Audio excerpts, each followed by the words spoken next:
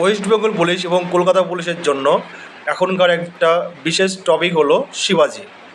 শিবাজি জন্মগ্রহণ করে ১৬২৭ সালে, মতান্তরে কেউ এটাকে ১৬৩০ সালও বলে থাকে। শিবাজির জন্ম হয়েছিল মহারাষ্ট্রের সিবনের গিরিদুর্গে। শিবাজির গুরু ছিলেন রামদাস। শিবাজি এবং ঔরঙ্গজেবের মধ্যে হয় পুরন্দরের সন্ধি ১৬৬৫ সালে। শিবাজির রাজ্যাভিষেক হয় ১৬৭৪ সালে রায়গড়ের দুর্গে।